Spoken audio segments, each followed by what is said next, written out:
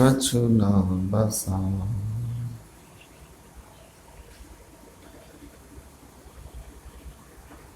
मंचासीन पूज्य स्वामी केदार बाबा तथा सभी वंदनीय साधु समाज के श्री चरणों में नमन। परमादरणीय साधक वृंद, सत्संग प्रेमी महानुभाव, धर्मानुरागिणी माता एवं धर्मशिला बहन,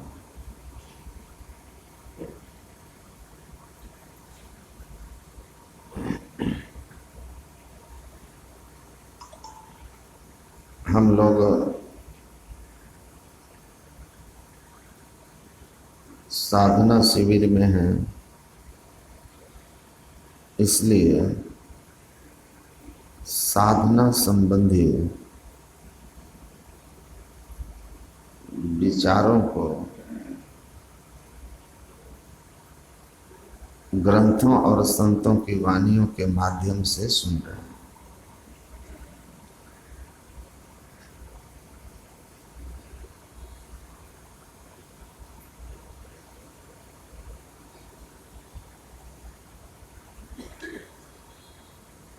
गुरु महाराज के प्रवचन में है, ध्यान क्या है। गुरु महाराज कहते हैं, ध्यानम निर्विषयम मनः।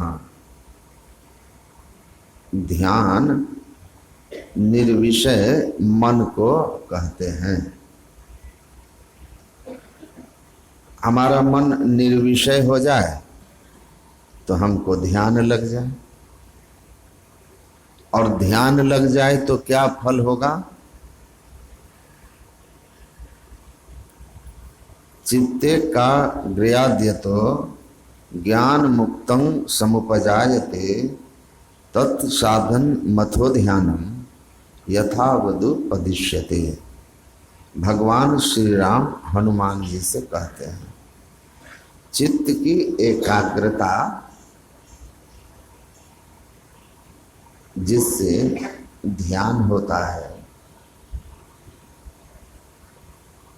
उसका फल क्या होता है, उस ध्यान का फल क्या होता है। ज्ञान मुक्तं समुपजायते, उससे आत्मज्ञान होता है, जिसके परिणाम स्वरूप मुक्ति की प्राप्ति होती है। मुक्ति मतलब दुख से छुट्टी, दुख की अत्यांतिक निवृत्ति और आनंद की प्राप्ति को वेदांत ने मोक्ष कहा, मुक्ति कहा, जो जीवात्मा और परमात्मा की एकता की अनुभूति से होता है।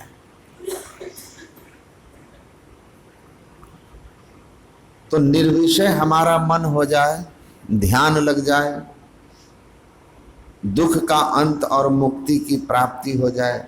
समाधि की अवस्था बिना ध्यान के आएगी नहीं, और उसके बिना न जीव पीव का मिलन होगा, न दुख की अत्यांतिक निवृत्ति होगी, और ना ही आनंद की प्राप्ति होगी। तो गुरु महाराज कहते हैं कि देखिए, आपके अंदर में एक स्थान ऐसा है जहां कोई विषय नहीं है। आपका निशाना आपके अंदर में है, आपका लक्ष्य आपके अंदर में है, कहीं बाहर नहीं है। तो कहां पर है वह स्थान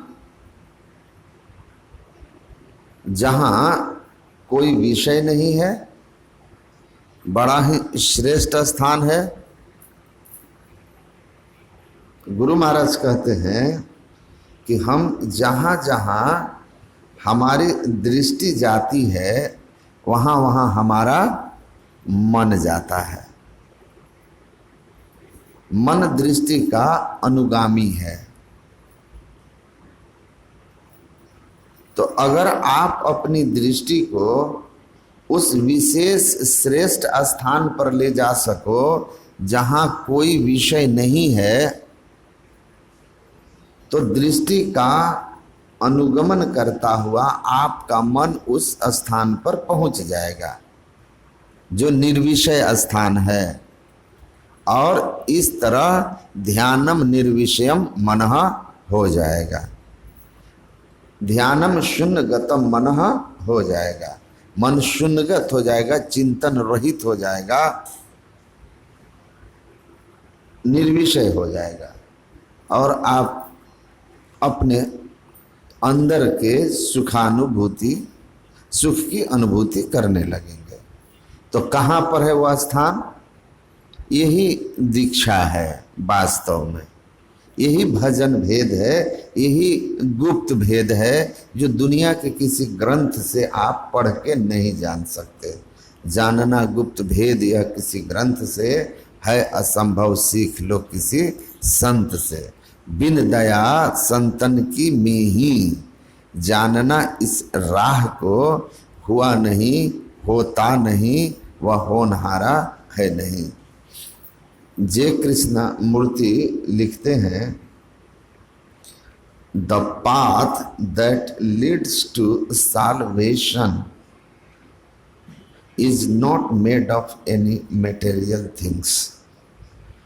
वह रास्ता जो मुक्ति की ओर जाता है वह किसी भौतिक पदार्थ का बना हुआ नहीं है। जब वह किसी भौतिक पदार्थ का नहीं है तो उस रास्ते पर इस भौतिक शरीर से चला भी नहीं जा सकता। यह भौतिक शरीर उस राह पर नहीं चल सकता। भौतिक पदार्थ क्या है आप जानते हैं, ये मिट्टी, गिट्टी,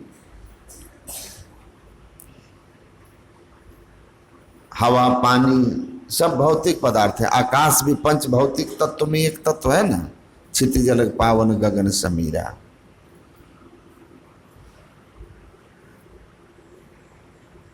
तो भौतिक पदार्थ का बना हुआ वह रास्ता नहीं है। और हम तीन रास्तों को जानते हैं बाहर में। एक स्थल का मार्ग है, दूसरा जल मार्ग है और तीसरा वायु मार्ग है। अब तीनों भौतिक मार्ग है। अब भौतिक वाहन पर चढ़ के जाते हैं, भौतिक शरीर से जाते हैं, और वो कहते हैं यह रास्ता भौतिक पदार्थ का बना हुआ है ही नहीं। तो कबीर कहते हैं इसीलिए जो रास्ता बिना भौतिक पदार्थ का है उस पर बिन पावन की राह है, क्योंकि पैर एक भौतिक तत्व है। ये चलेगा तो भौतिक रास्ते पर चलेगा। तो वो रास्ता कैसा है? बिन पावन की राह है, बिन बस्ती का देश, बिना पिंड का पुरुष है, कहे कबीर संदेश। चलते ने बाट न पाई, बैठे ने रास्ता काटा, है कुछ रहनी गहनी की बाता, बैठा रहे चला पुनि जाता। तो ये बड़ा दुर्लभ और दिव्य ज्ञान है, अंतर का मार्ग है। तो कहाँ पर है यह श्रेष्ठ स्थान? अब भौतिक पदार्थ का नहीं तो कौन से पदार्थ का है? वह रास्ता कहाँ से है? संत पलटू साहब ने कहा, भव सागर के पार को जाइए, चाहिए जो जान को, केवट भेदी तलाश कीजिए। संसार सागर को पार करना चाहते हो तो इस मनुष्य रूपी नाव, शरीर रूपी नाव के लिए एक केवट, भेदी केवट, ठीक ठीक भेदी जो हो वो केवट की खोज कीजिए, मल्लाह की खोज कीजिए, सदगुरु की खोज कीजिए। कैसा हो वह केवट? घाट और बाट के भेद का मरहमी, उसी के नाव पर पांव दीजिए। ऐसा वह केवट हो जो ठीक ठीक घाट के भी बारे में जानता हो और उस बाट के बारे में भी जानता हो, रास्ते का भी ज्ञान हो। और उस रास्ते पर कैसे जाएंगे? पूरा गंगा नदी है, आपको पता ही नहीं कि मनिहारी घाट इधर है, तो आप घाट पर ही नहीं पहुंचोगे तो वहां पर नाव कैसे चढ़ जाओगे, बाट कैसे मिलेगा। तो कौन से घाट पर पूरा शरीर है, कहां पर, कहां पर वह घाट है जहां से परमात्मा की ओर जाने का बाट मिलेगा, भवसागर से पार जाने का साधन मिलेगा, उसी की नाव पर पांव दीजिए। ऐसा भेदी संत सदगुरु मिल जाए। गुरु महाराज सरल ढंग से समझाते हैं, घाट भी बता देता हूं, बाट भी बता देता हूं। सुषुम्ना का घाट है और वह बाट रास्ता किस चीज का बना हुआ है, अभौतिक है। कौन सा अभौतिक तत्व, ज्योति नाद का मार्ग बनाया, धरा जाए तिल से, लो धर जतन करो दिल से। सुषुम्ना के घाट पर चलिए, अंतर ज्योति और अंतर नाद रूपी दो अभौतिक पदार्थ का बना हुआ बाट रास्ता आपको मिल जाएगा, जिससे आप परमात्मा तक पहुंच जाएंगे। वहां जाने के लिए उस सुषुम्ना घाट तक जाना है, यही तो भेद है।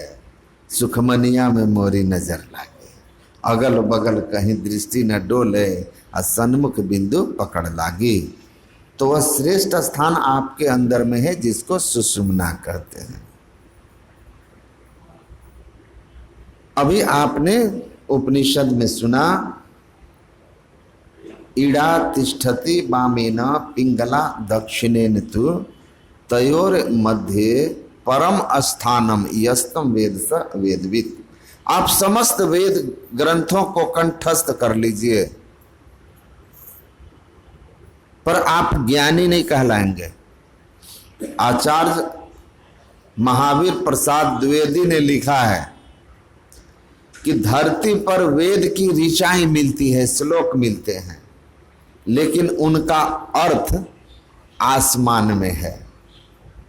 अर्थ जो है आसमान में मिलता है।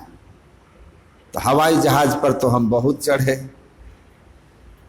कहीं हमको वेद के ऋचाओं के अर्थ नहीं मिले।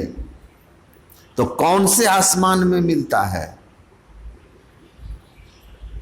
अपने अंदर के आकाश में चलिए। कबीर साहब अंदर के आकाश में गए थे,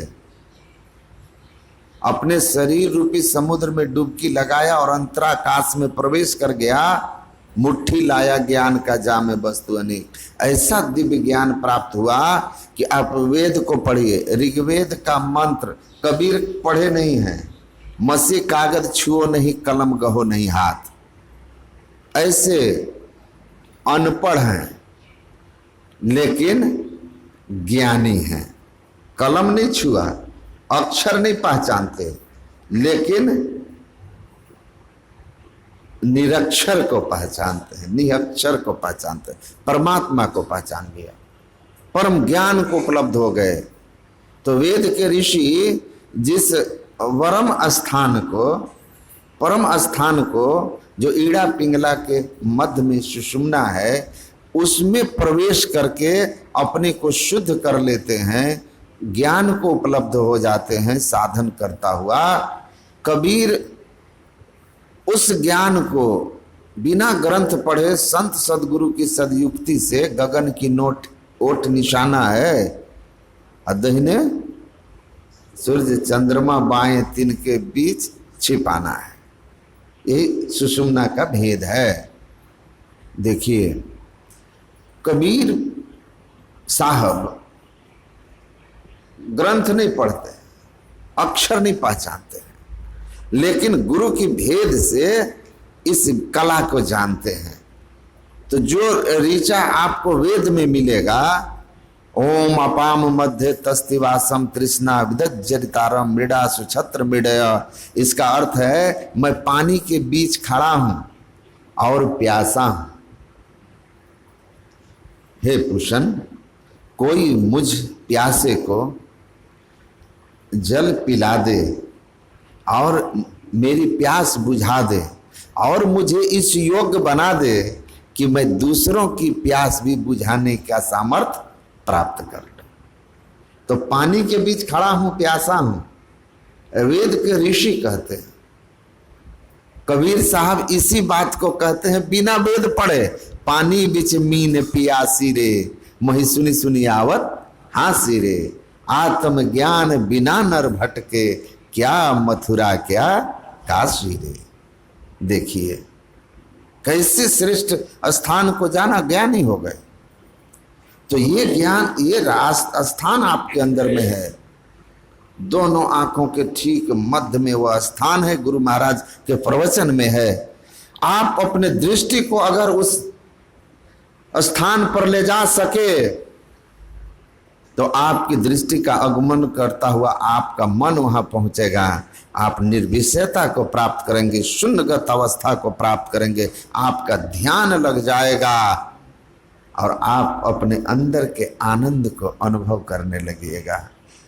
मेडिटेशन में संत ऑरेलियस कहते हैं एक राजा से, हे राजन, अगर तुम अपनी इस मानव जीवन का आनंद जानना चाहते हो तो तुमको बस एक ही काम करना है, शांत होकर के बैठ जाओ, शांत भाव से बैठ जाओ, जैसे बैठने के लिए कहूं।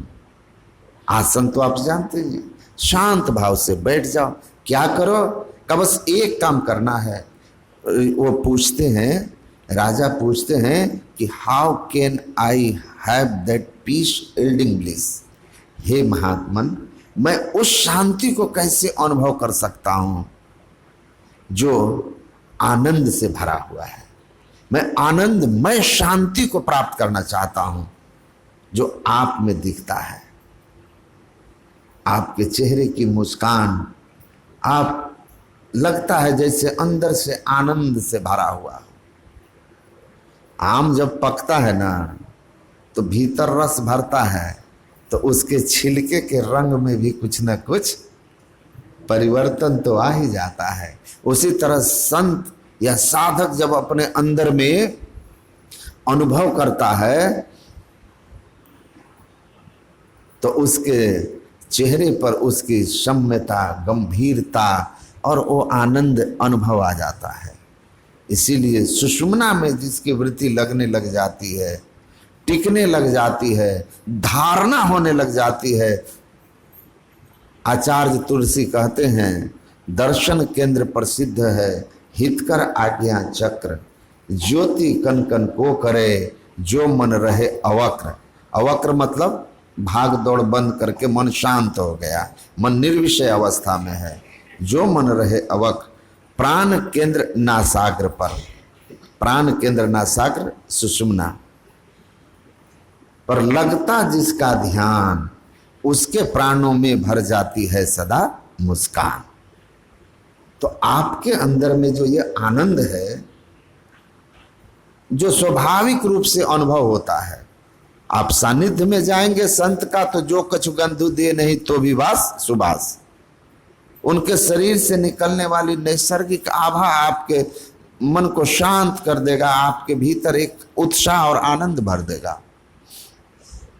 मैं कल कह रहा था रतन बाबा को, मेरी एक तस्वीर इन्होंने मुझे भेजा, एक तरफ पूज्य दल बहादुर बाबा बैठे हुए हैं, एक तरफ पूज्य आचार्य श्री बैठे हुए हैं, और ठीक दोनों के बीच में मैं थोड़ा सा 1 फीट पीछे होके बैठा हुआ हूँ। तो मैंने कहा महाराज जी, ऐसी स्थिति में बैठना ये बहुत सौभाग्य की बात है। और मुझे स्वयं इस बात का अनुभव होता रहा कि आप ऐसे महापुरुषों के सानिध्य में बैठते भी हैं तो आप जान लीजिए कि आप साधनशील हैं। उनके सानिध्य में बैठना भी साधना है, क्योंकि उनकी नैसर्गिक आभा आपके अंदर के तामसी राजसी संस्कारों को मारने का काम करेगा और आपके अंदर के सात्विक संस्कार को जगाने का काम करेगा। मेरा अनुभव है, मैं 6 साल एकांतवास किया, हिमालय के कौन सा बद्रीनाथ से लेकर गंगोत्री, जमुनोत्री और अंत में पंजाब तक। लेकिन मैंने देखा जब इन लोगों के सानिध्य में रहने लगा तुम साधना करता घंटों घंटों, लेकिन जो मन स्थिति नहीं बन पाती थी, वह मन स्थिति इन लोगों के सानिध्य में रह कर के बनी बनी रहती थी। स्वाभाविक रूप से लगता था बिना परिश्रम के, क्योंकि उनके सानिध्य का प्रभाव होता है। पूज्य बाबा लोग गुरु महाराज के सानिध्य में रहे हैं, इन लोगों को और विशेष अनुभव होगा कि महापुरुष के सानिध्य मात्र से कितना लाभ हो जाता है। जेहि दरस परस समागमादि पाप राशि नशाइए। मैं तो बहुत सौभाग्यशाली मानता हूँ अपने को, तो वो लोग अपने को कितने सौभाग्यशाली मानते होंगे जो गुरु महाराज के सानिध्य में रह करके उस आभा का आनंद लिए हैं, आभा का आनंद लिए हैं। तो आप शांति, कहता है महाराज, वो शांति जो आपके पास है, जिसका हम सहज बोध करते हैं आपके सानिध्य में बैठकर, उस शांति की अनुभूति कैसे कर सकता हूं? How can hide that peace ending bliss. संत ऑरेलियस ने कहा, हे राजन, कुछ नहीं करना है, शांत होके बैठ जाओ और मैं जो बताता हूं वो करो। क्या करना है महाराज? कहा, focus your sight at a point ahead, the path that leads to the ocean of bliss shall be opened and you will realize the bliss। कहा, शांत होकर बैठ जाना और अपनी दृष्टि को फोकस कर लेना। फोकस मतलब केंद्रित करना, केंद्रित कर लेना। कहां पर? एट ए पॉइंट, एक बिंदु पर। परिणाम क्या होगा? ब्रह्म ज्योति खुली गई अंतर में, निशी अंधियारी हदस भागी, सुखमनिया में मोरी नजर लाई। कहा, आनंद का सागर जो तुम्हारे अंदर लहरा रहा है, उस आनंद की सागर की ओर जाने का रास्ता खुल जाएगा और आनंद के सागर की वो ठंडी आनंदमयी हवा तुम अपने अंदर में अनुभव करने लग जाओगे और जीवन तुम्हारा खुशी से भर जाएगा। बस करना इतना ही है कि अपने दृष्टि को केंद्रित कर दो। उलटी देखो घट में ज्योति पसार, जरा उलट करके देखो। अब उलट के कैसे देखेंगे? चमगादड़ की तरह टांग बांध लेंगे, पैर ऊपर मुड़ी नीचे। कबीर साहब का, उलटी पाछिलो पैड़ा पकड़ो, पसरा मना बटो। कहे कबीर सुनो भाई साधो, तब पहियो निष्ठौर। उलटने का मतलब है बहिर्मुखी वृत्ति को समेट करके अंतर्मुखी कीजिए, अंतर्मुखी कीजिए। पैठी पताल सूर शशि बांधो, साधो त्रिकुटी द्वार, गंग जमुन के आर पार बिच भरत है अमीय कतार, अमीय करार। ईड़ा और पिंगला के ठीक मध्य में आप साधो त्रिकुटी द्वार। त्रिकुटी द्वार गुरु महाराज के प्रवचन में है। वास्तव में त्रिकुटी उस स्थान को कहा जाता है जहां पूर्ण सूर्य का दर्शन होता है, लेकिन कई संतों की वानियों में ईड़ा पिंगला और सुषुम्ना के मिलन स्थान को भी त्रिकुटी कहा गया है। त्रिकुटी कहा है संतों ने, वास्तविक त्रिकुटी आगे जलकर है। इसीलिए एक शाह फकीर भी हुए, उनकी भी वाणी में है, ध्यान लगावहु त्रिकुटी द्वार, गही सुषुम्ना विहंगम सार। ध्यान लगाओ, सुषुम्ना को गही मतलब खोज लोगे, जो सार भक्ति है। सार भगति करु हो, असार भगति करी संसार भ्रमत रहे, भक्ति श्रम निष्फल हो। सार भक्ति यही है कि आप अपने दृष्टि को उस स्थान पर ले चलिए जहाँ कोई विषय नहीं है, वह सुषुम्ना है। वहां तक चलिए। वहां तक चलने के लिए तिल द्वार तक के सीधे सूरत को खींच ला, सूरत को खींच के लाना होगा। तो ये साधना, ये युक्ति बड़ा सहज है, बड़ा सरल है। सहज भाव से बैठ जाइए, आराम से। जैसे जप करने के लिए कहा जाता है वैसे जप कीजिए, वैसे जप कीजिए। और जप करके फिर मानस रूप का ध्यान कीजिए, और तब आप हैं, रूप भी छोड़ दिए, आप हैं, अंधेरा है। अब बस अंधेरे में क्या करना है, सहज भाव से दो नैना बीच सन्मुख देखे, एक बिंदु मिले दृष्टि दोरे। दोनों आंखों के ठीक मध्य में सामने जहां आपको दीक्षा में बताया गया है वहां देखते रहिए, मन में कोई ख्याल आए हटाते रहिए। गुरु की कृपा से साधना में संलग्न बने रहेंगे तो दुगल दृष्टि की धारें धीरे धीरे सट जाएगी, और सट जाएगी तो आपका आगे का काम सहज सरल और आसान हो जाएगा। बोलिए श्री सद्गुरु महाराज की जय। चलिए।